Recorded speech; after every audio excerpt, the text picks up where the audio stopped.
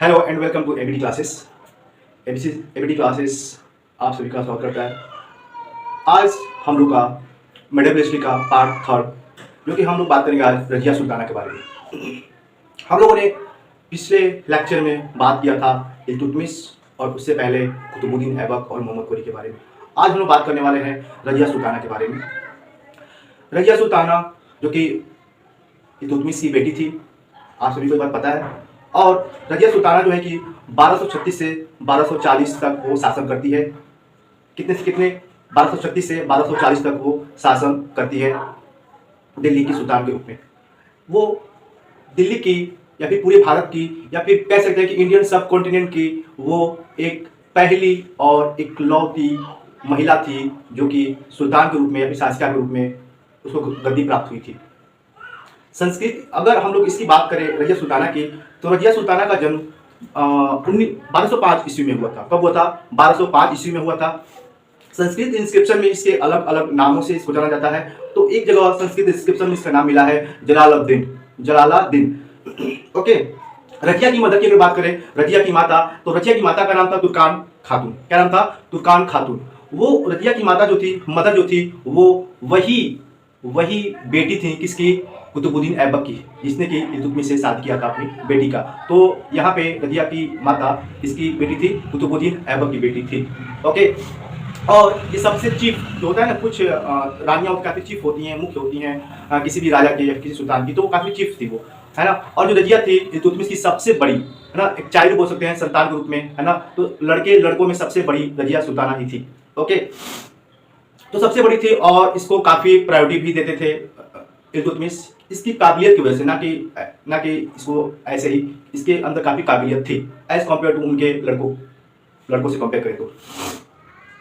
मैं बताता हूँ कि क्यों इल्तुतमिश अपनी बेटी को इतना मानता था और क्यों उसने ये कहा था, ये डिसीजन लिया था कि मेरे बाद इस थ्रोन की मालकिन, राजगद्दी का जो अगला जो दावेदार है वो मेरी बेटी है जो कि रजिया है। वो ऐसा क्यों कहा था, इसके बारे में भी जानते हैं। एक बार क्या हुआ था कि जो इल्तुतमिश जो था 1231 से 1232 के बीच में वो ग्वालियर के अभियान में गया था। इसके अभियान में, ग्वालियर अभियान में गया था, कैंपेन करने गया था। इस समय क्या हुआ था कि वो अपनी बेटी को जिम्मेवारी देकर गया था दिल्ली का कि आप इसको एडमिनिस्टर करना जब तक कि मैं यहाँ पर नहीं आ जाता हूँ। ये बात कह करके वो चला गया था। जब वो वहां से आता है तो अपनी बेटी के एडमिनिस्ट्रेशन से, शासन का संचालन देकर काफी हैप्पी होता है, काफी खुश होता है ना।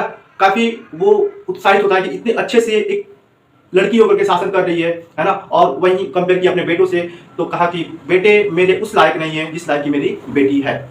ओके। तो इस वजह से उसी समय वो अपने कोर्ट में, अपने दरबार में ये डिसीजन लेता है, चालीसा के सामने ही, जिसे कि चिहगानी कहते थे, 40 तुर्कों का जो एक ग्रुप था, उनके सामने कहता है कि मैं आज डिसाइड करता हूं कि जो मेरे बाद में इस थ्रोन की जो दावेदार है वो है मेरी बेटी रजिया। ओके। तो रजिया ये बात, इल्तुतमिश ये बात कहता है कि मेरे बाद रजिया ही सुल्ताना बनेगी। ठीक है। सुल्ताना क्यों कहते हैं, मैं बात सुल्ताना क्यों करूँ, क्योंकि लड़की है इसलिए मैं इसे सुल्ताना बोल रहा हूँ। ठीक है। अलग अलग जगहों पे इतिहास में सुल्ताना का मतलब होता है किसी जो सुल्तान है उसकी वाइफ को सुल्ताना बोला जाता था। बट ये किसी की वाइफ नहीं थी, ये बेटी थी, बट फिर भी हम यहाँ पे सुल्ताना वर्ड यूज कर रहे हैं। ठीक है। ओके। तो इसके बाद होता क्या है कि जैसे कि मैंने बताया, इल्तुतमिश डिसीजन लेता है कि मेरी बेटी बनेगी। इल्तुतमिश 1236 में डेथ हो जाती है इल्तुतमिश की। मैंने बताया था कैसे डेथ होती है, पेट के दर्द के कारण उसकी डेथ हो जाती है। तो जैसे ही उसका डेथ होता है, तो जो उसका बेटा होता है जिसका नाम होता है फिरोज शाह, क्या नाम है? रुकनुद्दीन फिरोज शाह जिसका नाम है, वो शासक बन जाता है।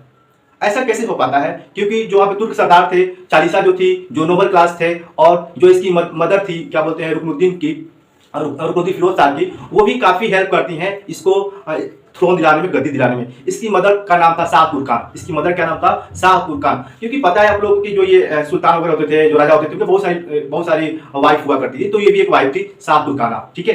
जो कि रुकनुद्दीन फिरोज शाह की मदर थी। रजिया की मदर कोई और थी, इसकी मदर कोई और है। ठीक है। तो रजिया की मदर का नाम मैंने बताया, तुर्कान खातून नाम था, और इसकी मदर का क्या नाम है? शाह तुर्काना। ओके। फिरोज शाह का, फिरोज शाह तुगलक नहीं है, रुकनुद्दीन फिरोज शाह तुगलक कोई और है, तुगलक डायनेस्टी में पढ़ेंगे हम लोग उसको। ठीक है। और तो ये तो हमने बता दिया। और जो ये शाह तुर्काना जो थी, जो इसकी मदर थी, उसने भी दिल्ली के शासन को कंट्रोल करने की बहुत कोशिश की थी, अपने अंडर में लेने की कोशिश की थी, कंट्रोल करने की कोशिश की थी। ठीक है। शाह तुर्काना जो थी, अब देखो क्या होता है, मैं बता रहा था कि रजिया अभी नहीं बन पाई है शासिका। कौन बन गया है? उसका भाई, है ना, कौन नाम है, फिरोज शाह बन चुका है। ठीक है, फिरोज शाह का बहुत समय तक चलता नहीं है, 6 महीने के लगभग शासन करता है। 6 महीने, आई थिंक 28 दिन वगैरह, हाँ 6 महीने 28 दिन तक शासन करता है। वो ज़्यादा शासन कर नहीं पाता है। तो होता क्या है उसके समय में ही कि बहुत सारे अलग अलग जगहों पे विद्रोह होते हैं। एक जगह विद्रोह जिसका नाम कोराम, तो कोराम के विद्रोह को दबाने के लिए वो जाता है, सप्रेस करके जाता है फिरोज शाह, और वहां पे उसे बंदी बना लिया जाता है और बंदी बना करके उसके मार डाला जाता है। ठीक है, तो कोराम में उसकी मृत्यु हो जाती है कोराम विद्रोह में। तो 6 महीने 28 दिन का इसका शासन होता है। जब इस बात का खबर पता चलता है इसको, रजिया को, कि कहीं ना कहीं वो मर चुका है, तब वो फिर, क्योंकि और भी उसके ब्रदर थे, शासक बन सकते थे, क्योंकि तुर्क सरदार ये नहीं चाहते थे कि कोई भी मुस्लिम शासिका बने, कोई लड़की उनको डिसीजन दे। वो कभी नहीं ये चीज चाहते थे। ठीक है, कि कोई लड़की उनको एडवाइस दे, इस प्रकार से वे चाहते कोई भी जो बेटा है वही शासक बने, उनका ये मानना था। ठीक है, रजिया को हमेशा वो अपोज करते थे।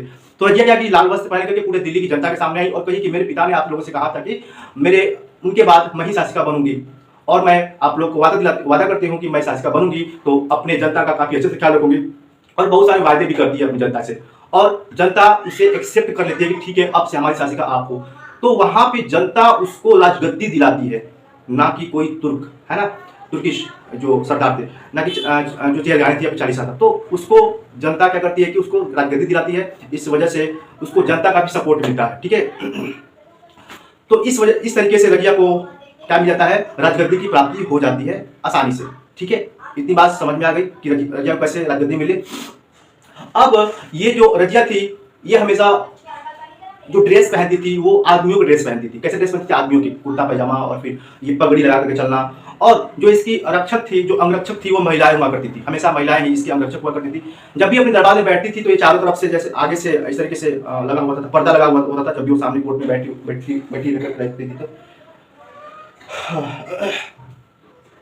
रजिया ने अपने समय में नायक लश्कर का एक पद भी शुरू किया था। ठीक है, नायक लश्कर का एक पद स्टार्ट किया था। अब देखो यहाँ पे हो क्या रहा था कि जो तुर्क सरदार थे लगातार रजिया को अपोज कर रहे थे, किसी भी तरीके से इसे डिथ्रोन करना चाहते थे, किसी राजगद्दी से हटा दिया जाए। ठीक है, तो रजिया भी इस बात को भली भांति समझती थी। तो उसने क्या किया कि उसने भी तुर्क सरदारों के पैरेलल एक नन तुर्क का एक ग्रुप बनाना स्टार्ट कर दिया।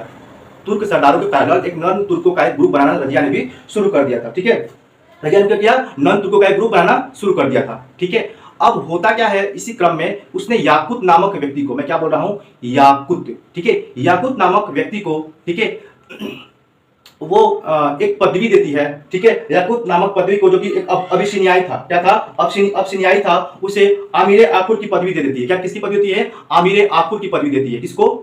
याकूत को। ठीक है, वो याकूत जो था, अब इस बात से जो तुर्क सरदार थे काफी गुस्से थे, काफी नाराज थे कि इतनी बड़ी पदवी किसी अबिसिनियाई को किसने दे दिया, क्यों ऐसा दे दी, क्यों इतनी बड़ी पदवी दे दी, क्योंकि वो चाहते थे कि इनको ये टैकल करते रहे, अपोज करते रहे।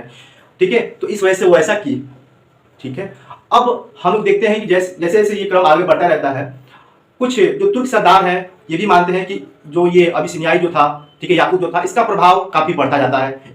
ठीक है, और कुछ लोग बात करते हैं कि जो रजिया थी और जो याकूत था, इनकी कुछ प्रेम कहानियां भी शुरू हो जाती हैं। जैसे जैसे जब कभी कुछ किताबों मिलती है, जब कभी रजिया अपने घोड़ों पर बैठती थी तो उसे टांग करके उसे हाथों से बैठाया करता था उसे। ठीक है, तो इस तरीके से जो तुर्क सरदार थे उन्हें ये चीजें अच्छी नहीं लगती थी। ठीक है, इस वजह से ये चाहते थे कि किसी भी तरीके से रजिया को हटाया जाए गद्दी से। ठीक है, तो इसके लिए उन लोगों ने भी कुछ अपना षड्यंत्र रच रहे थे। ठीक है, एक व्यक्ति था जिसका नाम था अल्तुनिया। अल्तुनिया के बारे में मैं थोड़ा सा बताता हूँ। अल्तुनिया जो था, अल्तुनिया इसका क्या बोलते हैं, रजिया का काफी परम मित्र था, वो भी बचपन का।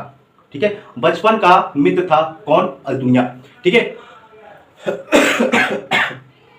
अल्तुनिया कहते हैं इसका बचपन का मित्र था। सॉरी, और अल्तुनिया को रजिया ने क्या किया था कि भटिंडा का सूबेदार बनाया था। भटिंडा का सूबेदार रजिया ने इसको बना दिया था। और जो ये तुर्किश थे, ये चाहते किसी भी तरीके से यहाँ पे विद्रोह कर दे अल्तुनिया, और ये इसको विद्रोह को दबाने के लिए बाहर जाए, दिल्ली से बाहर जाए, क्योंकि दिल्ली में जब तक वो रहेगी तब तक उसको कोई गद्दी से नहीं हटा सकता। तो एनी हाउ वो चाहते थे कि ये दिल्ली से बाहर जाए, किसी भी युद्ध के कारण ये कहा जाए, दिल्ली से बाहर जाए। तो वो यहाँ पे ऐसा होता भी है, अल्तुनिया विद्रोह करता है भटिंडा में, और वो भटिंडा के युद्ध को दबाने के लिए आगे बढ़ती है। ठीक है, कौन? रजिया। ठीक है, जाती है और वहाँ पे क्या होता है कि और उसके साथ साथ याकूत भी जाता है, क्योंकि याकूत उसका जहाँ जहाँ जाती थी वहाँ वो भी जाता था। ठीक है, अब होता क्या है कि और उस युद्ध में याकूत को अल-कुनिया मार डालता है और रजिया को क्या करता है कि अपने कैद में रख लेता है, कैदी बना लेता है उसको। ठीक है, इतनी बात समझ में आ गई। अब अल-कुनिया उसको क्या कर लिया, कैदी बना लिया और याकूत मर चुका है। होता क्या है कि अब रजिया को कुछ समझ में नहीं आती, कब करे तो क्या करे, जेल से बाहर निकले कैसे, है ना। दुनिया अपने समय में भी याकूब के साथ बहुत सारे युद्धों को लड़ी थी, जैसे कि रणथंबोर का पहला युद्ध की थी और एक और भी युद्ध था जहां पर कि वो लड़ी थी, जिसमें कि दोनों के दोनों युद्धों में सफलता नहीं प्राप्त हुई थी। ठीक है, 2 युद्ध करी, वहां दोनों दोनों का सफलता प्राप्त नहीं हो पाई थी। ठीक है, तो फिर यहाँ भी गई तो यहाँ भी उसको कहीं ना कहीं सफलता नहीं प्राप्ति ही हुई। ठीक है, और उसे कैद भी कर लिया गया था दुनिया के द्वारा। अब वो एक दिमाग लगाती है कि मैं, ये तो मेरा दोस्त ही है, मैं इसे कन्विंस कर ही सकती हूँ क्योंकि बचपन का मेरा दोस्त है, तो उसे कन्विंस करती है और वो दोनों शादी कर लेते हैं। ठीक है, वो दोनों की क्या हो गई, शादी हो गई। देखो कहीं ना कहीं अल-कुनिया को ये माना जाता है कि उसके अंदर जेलसी की भावना थी कि क्यों वो याकूब को इतना फेवर कर रही है। ठीक है, बचपन का दोस्त तो मैं हूँ। ठीक है, कहीं ना कहीं इसके मन में भी था कहीं ना कहीं शादी करने की भावना इससे रजिया से अल-कुनिया का, बट वो तो उसके साथ कुछ चल रहे संबंध याकूब के साथ, तो इस तरीके से इनकी स्टोरी चलती है। अब दोनों साथ साथ दिल्ली की ओर मूव करते हैं। अब दोनों अल-कुनिया और रजिया दोनों साथ साथ मूव करते हैं दिल्ली की ओर, चला जाए दिल्ली की ओर। अब दिल्ली में क्या हो चुका है कि बहराम शाह राजगद्दी पर बैठ चुका है, तुर्क सरदारों से राजगद्दी पर बैठा चुके हैं। ठीक है, बहराम शाह राजगद्दी पर बैठ चुका है, तुर्क सरदारों से गद्दी पर बैठा दिए हैं। बात समझ में आ रही है मेरी। अब इस क्रम में दोनों आते हैं, लड़ाई भी होती है दोनों का, रजिया का और फिर इधर दिल्ली की जो भी आर्मी है उनके साथ लड़ाई होती है और फिर इसमें अल-कुनिया और रजिया कहीं कहीं हार जाते हैं इस युद्ध में। फिर वो कैथल के समीप वो बैक को चले जाते हैं और कैथल के समीप उनको डकैतों द्वारा मरवा दिया जाता है ताकि ये फिर से कभी अटैक न कर सके। ठीक है, साजिश के रूप में ये लोग अटैक कभी दोबारा न कर सके। तो 1240 में क्या होता है कि रजिया की मृत्यु हो जाती है कैथल के समीप और अल-कुनिया भी साथ साथ मारा जाता है। तो इसका दोस्त भी गया, है ना, जिसे शादी की, याकूब भी मर गया और दुनिया भी मर गया, रजिया भी मर गई। तो कैसा लगा ये छोटा सा रजिया सुल्ताना के बारे में एक छोटा सा इतिहास जो कि मैंने आप लोगों को बताया। ठीक है, रजिया कुल मिलाकर 3 साल 6 महीने और 6 दिन 3 साल 6 महीने और 6 दिन कुल मिलाकर शासिका बनी थी दिल्ली की और पहली महिला शासिका। आई होप कि आप लोग को अच्छा लगा होगा वीडियो। अगर अच्छा लगे तो लाइक करें, शेयर करें, सब्सक्राइब करें। Thanks for listening. जय हिंद।